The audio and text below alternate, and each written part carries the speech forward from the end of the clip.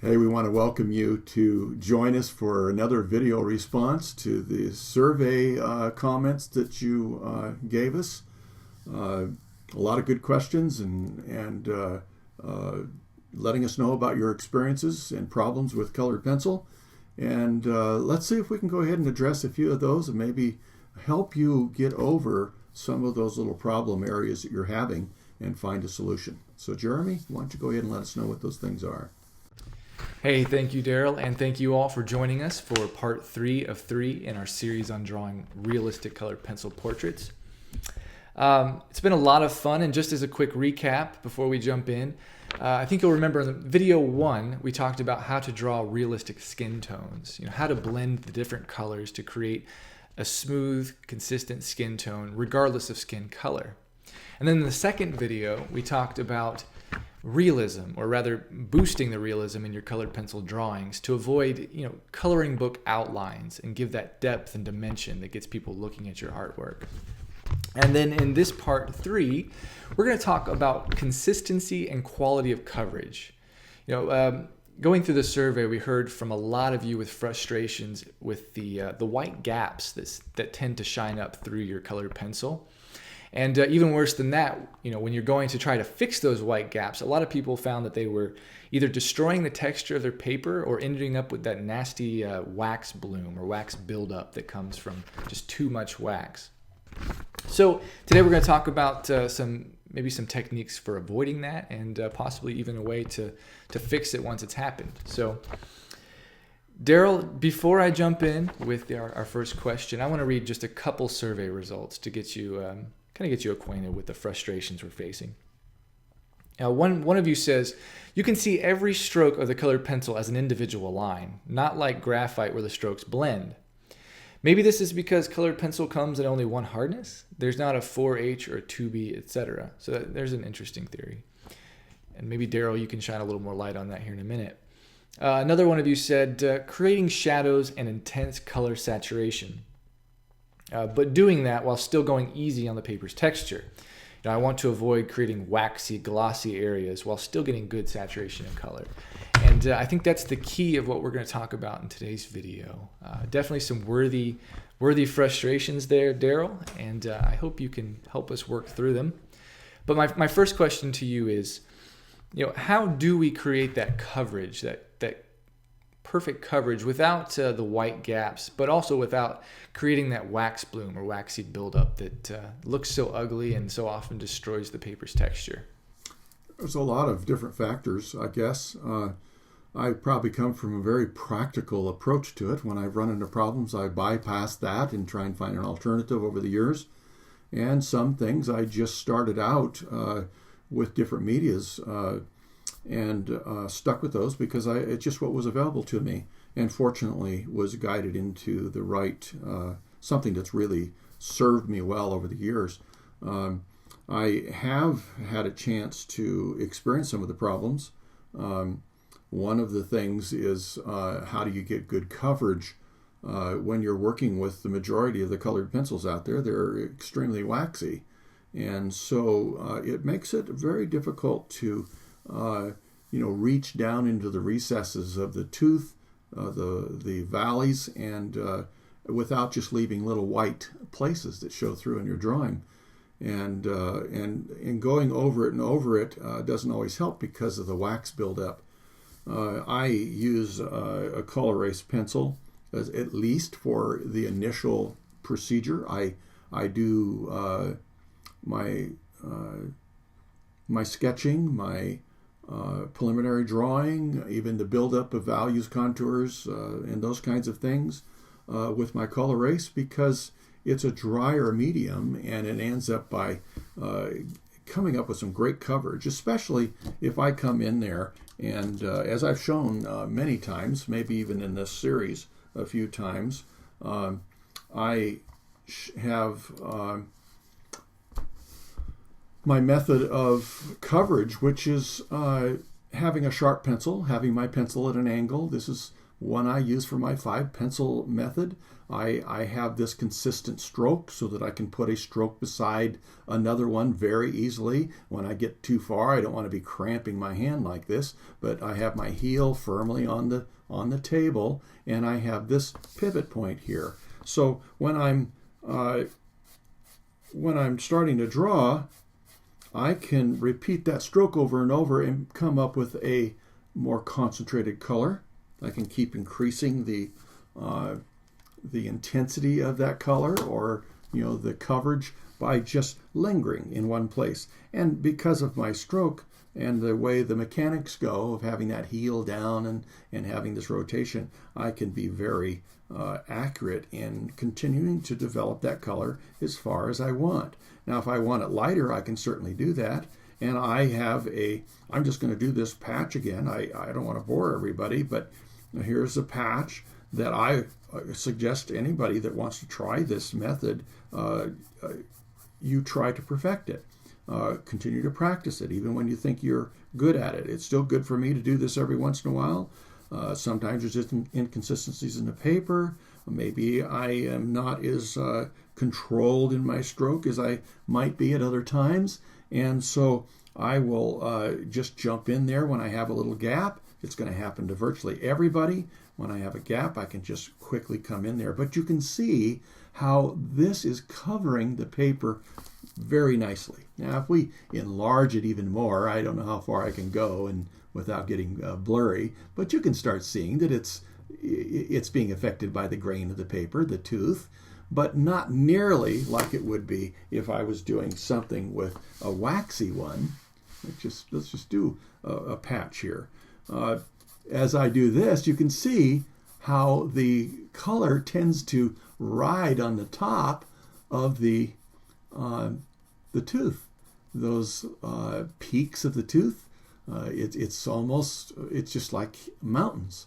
There's higher elevations and there's lower ones. Well, when I see that, oh, what a difference. Of course, this is a darker color, and I'm trying to go ahead and give you a demonstration, but whether it was a lighter color with a waxy one like this Prismacolor, this is such a waxy makeup to the pencil that even if it was a lighter color, you just wouldn't be seeing it in contrast with the paper so much, but it'd still be there because it's going to ride on the paper just that way. You can keep trying to go over and keep trying to go over, and I think this is one reason why so many people end up with such a buildup. Not only do you have all these inconsistencies within this area, but you have a problem with the wax building up and building up and building up, which leads to what some of you experience as an ugly wax buildup, in that it causes wax bloom.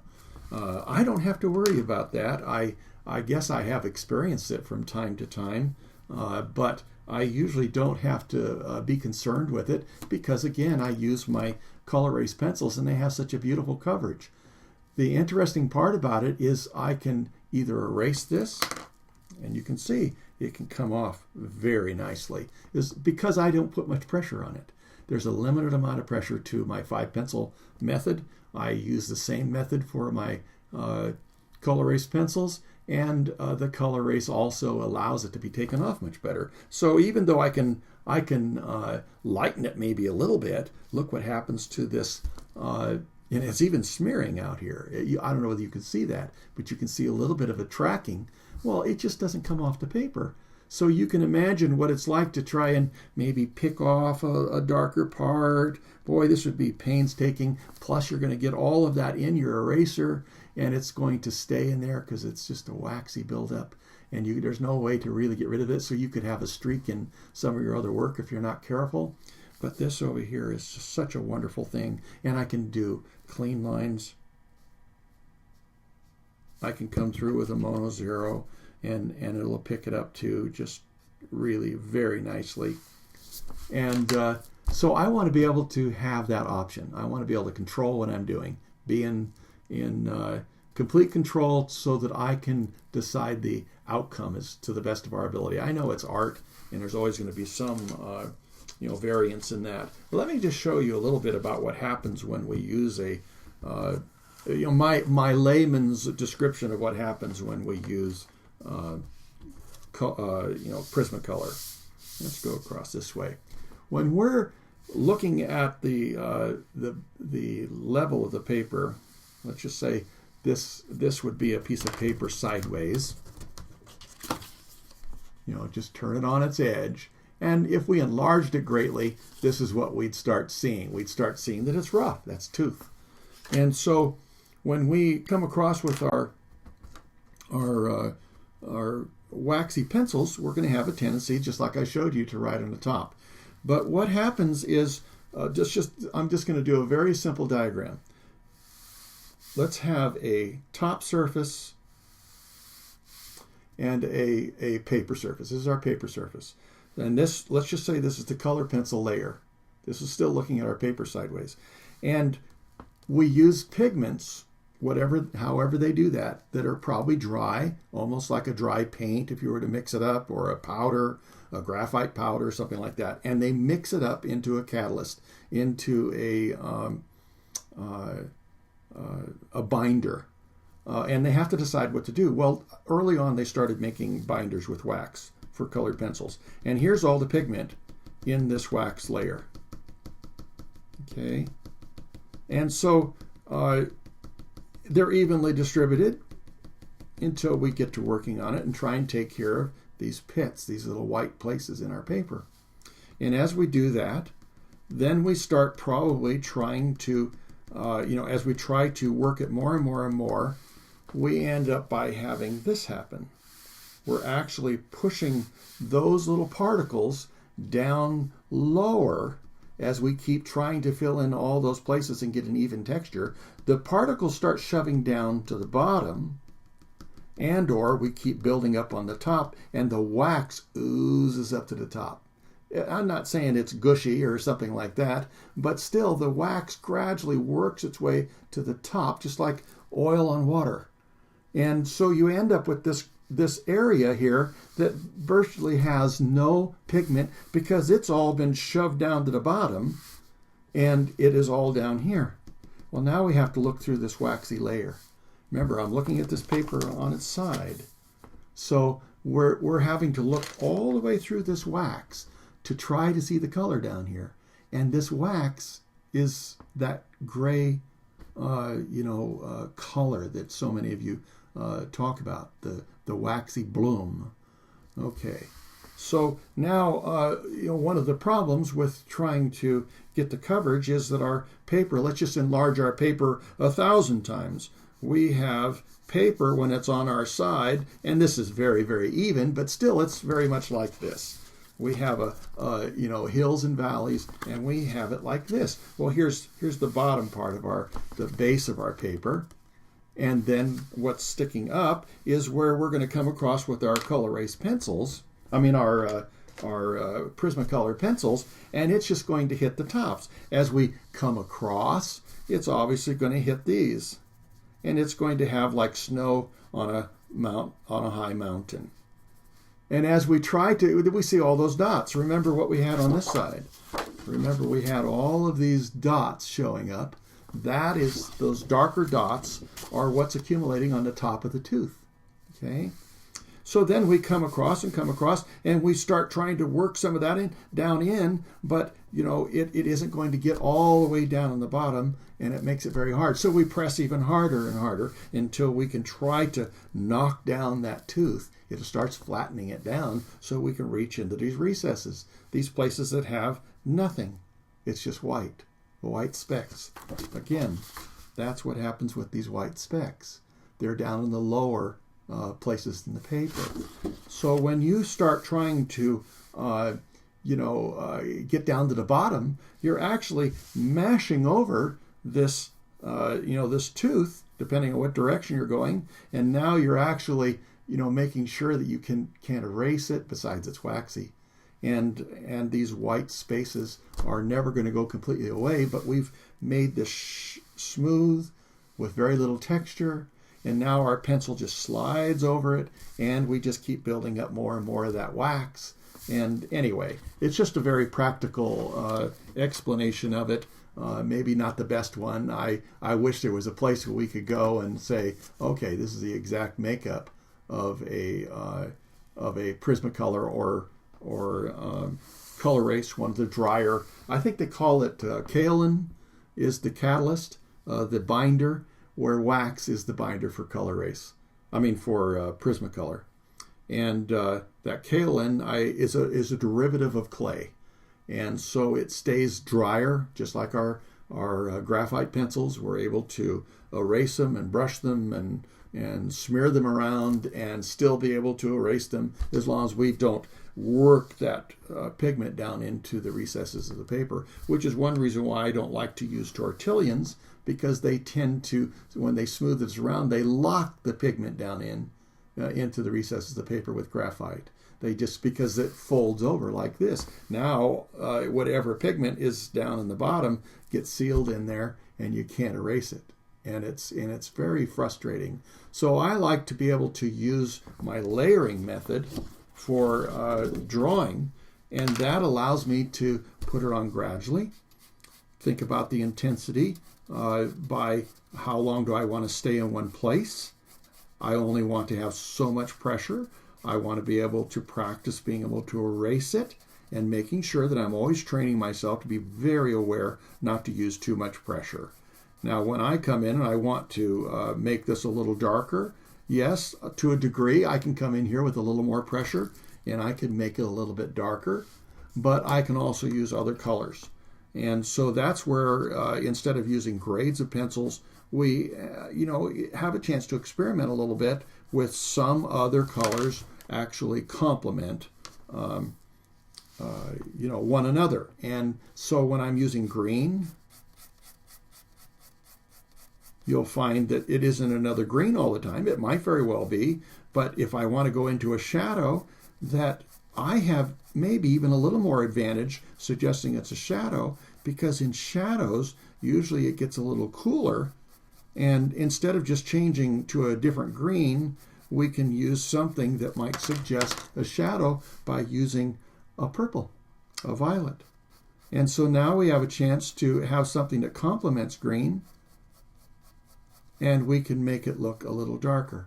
And then we can extend our green out here more when it comes into the light. And I have a chance to alter, whether this is in a darker area, or maybe going around to the other side, as I talk about often, creating this clean line, or whether it's going underneath something, and this is maybe a clean piece of paper laying over, and I'm creating a place where there's less light, a little darker shadow. Well, this does it much better than trying to come in with another green often and trying to say, okay, this is the shadow, because it has too much brightness to it. And so you can see where that could very likely suggest a shadow much more than coming in with a darker green. Although I can layer with darker greens, I can usually start out with the lighter valued pencils and have so many options, because you're not going to be able to come in over this and change this much with a lighter pencil, because we're looking at transparent colors, which is one reason why layering works so well, because these are transparent, where you don't get that feeling when you're working with Prismacolors, because your colors have a tendency to be so waxy that they just cover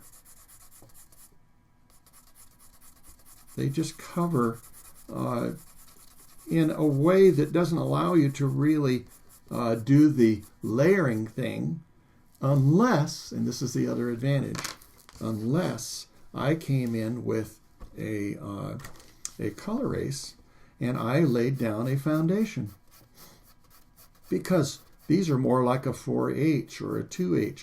Not that hard of a pencil, but still it acts very much the same in that the way I'm putting this on is allowing great coverage. That point just goes in and out.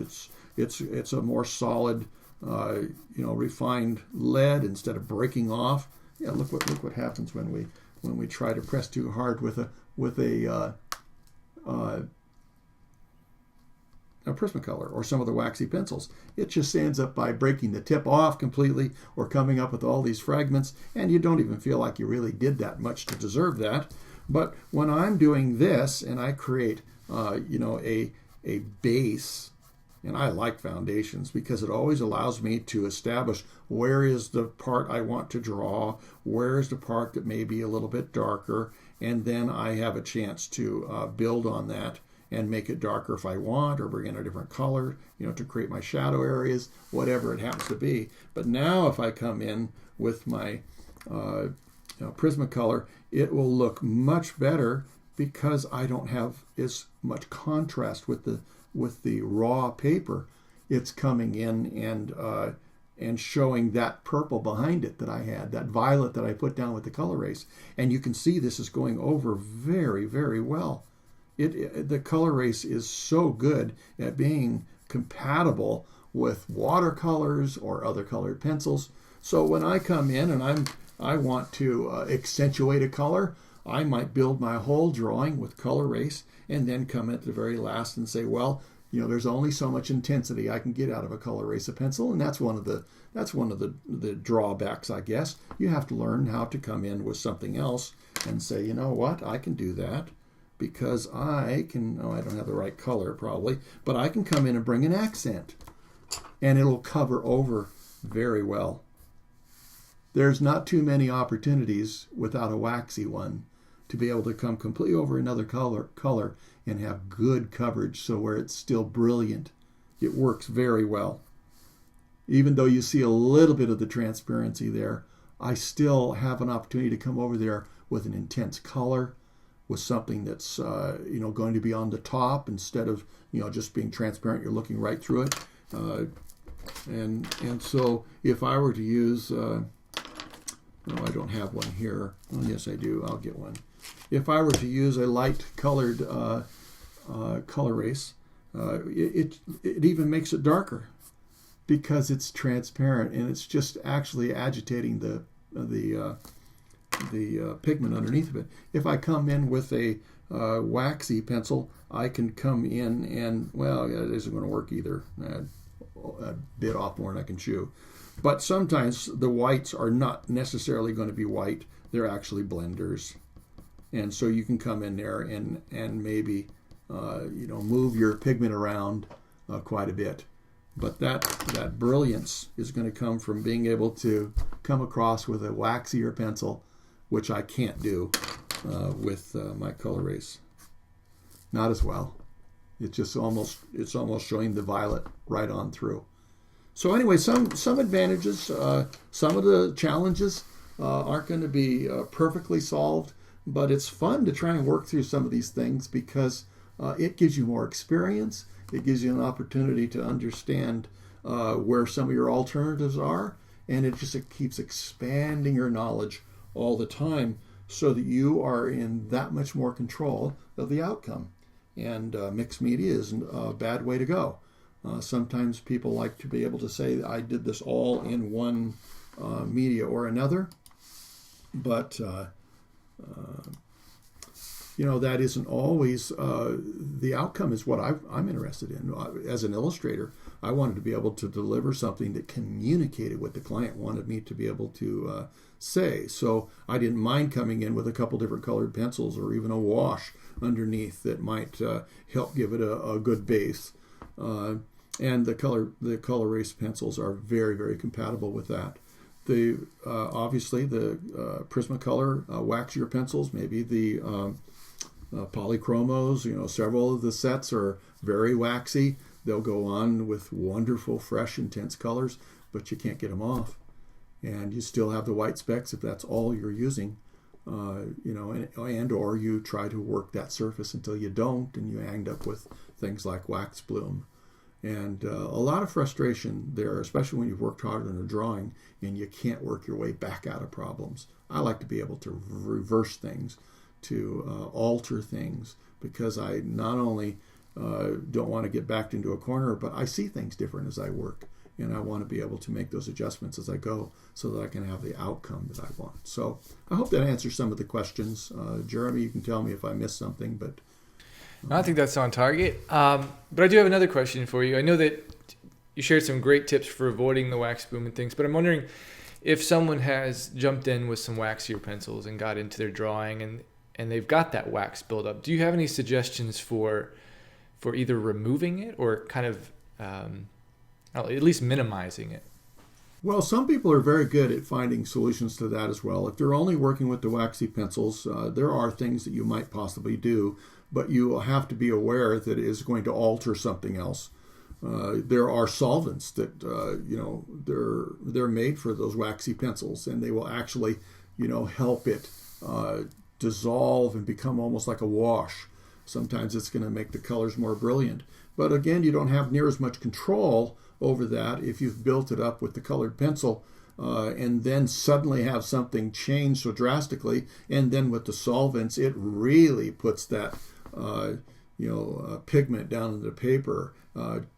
You can imagine you can't get watercolor off of paper very easy, not at all, except in maybe little highlighted areas that you can maybe lessen the value. But anyway, and then the other ones I remember over the years when I was young, there was some fantastic artists doing Prismacolor illustrations, and you wonder how. Well, they had a scraping technique. And so they had to go through all of the trouble to put it on and scrape it off until they got what they wanted. And maybe for some of the buildup, you might be able to do that. Now you have all of these little tiny fragments of wax with pigment in them all over your paper, very much like I just showed you with this. These pieces laying around. I mean, you could end up with tinier pieces than that, but if I came in with a knife and I wanted to get this off, this is basically what I would have to do. I'd have to come in and try to scrape back the intensity, which is going to change the value of the paper, the value of the color, and I have this dust. So I'll just put this, maybe you can see it building up. See it coming over to the side. So what am I going to do with that? I got to make sure I'm continually cleaning that up. Otherwise, I'm going to have something that's going to smear. And now it's going to be permanently on my paper. And I'm not going to be able to do a whole lot with it. So some of the things that I found over the years turned out to be a blessing because it solved other problems or helped me avoid big problems. And I was able to go away with a very clean drawing or a piece of art. And I really like that because I think the cleanliness not only helps everything read well and helps keep one color from bleeding over into another and all that stuff, but it looks professional. It looks like you knew what you were doing, and it isn't just done by somebody that's maybe doesn't realize all these things, maybe an amateur or whatever, or somebody just beginning. And here they have all these streaks and smears and damage to the paper all the way around. So it's much easier to get some of those things off now in the computer age because we can clean things up in Photoshop. But still, it's just really nice not to have to alter something and work on it any more than you have to in another media, because there's always going to be something that's going to be a little different about it. I just like as pure as I can, start to finish, and have it stand on its own at the end. So anyway, I hope I answered. I get to thinking about 100 different things when you're asking a question. I hope I answered the question. Yeah, I think that wraps it up. I think that concludes this 3-part series on colored pencils. I know this is such a short video, and there's so much to share. Like I told you, I just start thinking of all these different things. I wish I had the opportunity to spend more time with any of you that wanted it, but we can only do so much. And I hope I'm hitting some of the things that are going to be most helpful to you. But we might be able to come back later with maybe a little bit of an additional suggestion or two. And so you might look forward to an additional video response, and try to, again, help you have not only success, but fun at whatever you're trying to do. I like to say have fun drawing, but there's so much to it that it expands and expands and expands. So anyway, thank you for these opportunities, and maybe we can do a little bit more.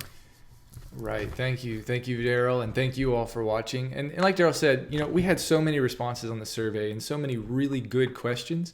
And unfortunately, we can't cover each specific question. I mean, we'd never finish. But we tried to take the most common questions and group them. But there were so many questions that I think I think, Daryl, if you're cool with it, I think we should work on another video. I know it's supposed to be a 3-part series, but I think we should work on getting a 4th video together.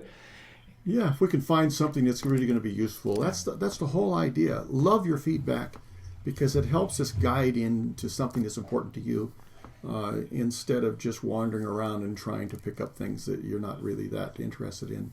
Yeah. But again, there's so much to this, and I want you to have more success in what you do. So thanks for the feedback. Yeah. Yes, thank you again. And like I said, be watching your email. We'll work on getting another video out to you, and hopefully some more great colored pencil portrait drawing insight. So take care and enjoy your drawings. Yeah, thank you. We'll see you next time. Bye-bye.